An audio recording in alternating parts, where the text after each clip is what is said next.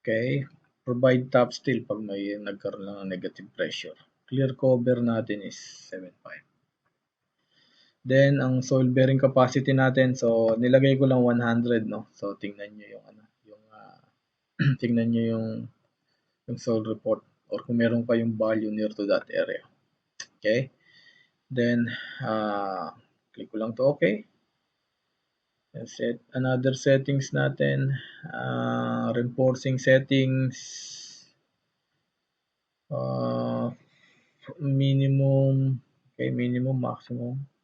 Okay. So, okay na yan. So, set, pero meron tayong kailangan ditong change sa settings, ano. Ito, SBC, increase natin ng 30% ano pag may earthquake tsaka may wind load combination. Kailangan 33 kasi sabi dito sa ito yung load combination na ginamit natin eh. Okay. So, sabi diyan, when using alternative basic load combination, a 1/3 increase shall be permitted in allowable stress for all combinations including wind or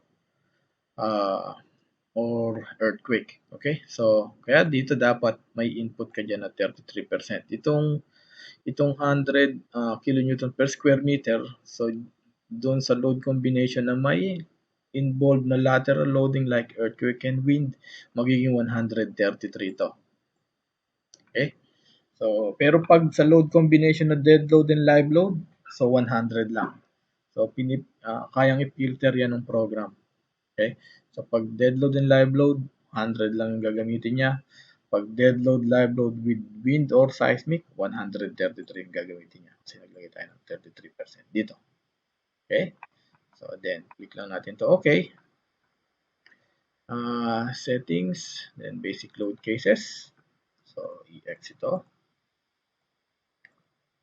Easy, then dead load, then live load. Dali natin doon. Then, click OK. So, dalawa yung load combination sets na kailangan natin, no? Sa design, tsaka doon sa sizing. So, sa design, so, click add from analysis. Hindi natin ito kailangan.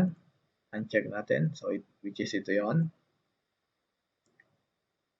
Then, dito naman sa sizing, click din na add from analysis. Okay, so, hindi natin ito kailangan itong mga load combination na to. Okay, uncheck natin yan. Yan yung default ng, ng program. Okay. Ito yung galing sa stat, yung load combination natin galing sa stat. Okay, which is ito yon. Okay, so makikita mo 0.71 ano, may mga 0.71 doon. Yun yung yung 1 divide 1.4. 0.71. Okay. Okay na yan. Then mukhang ready na tayo, no? So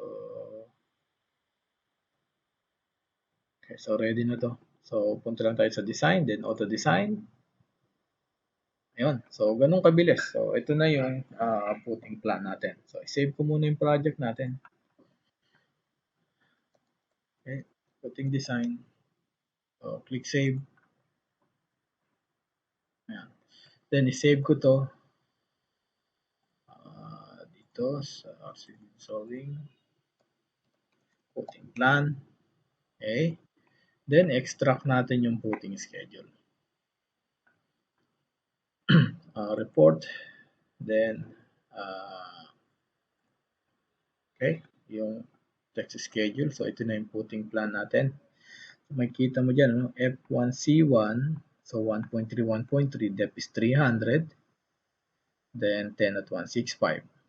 So, hindi mo kailangan ng any top reinforcing doon. Okay, so save ko lang to. Footing schedule. Save.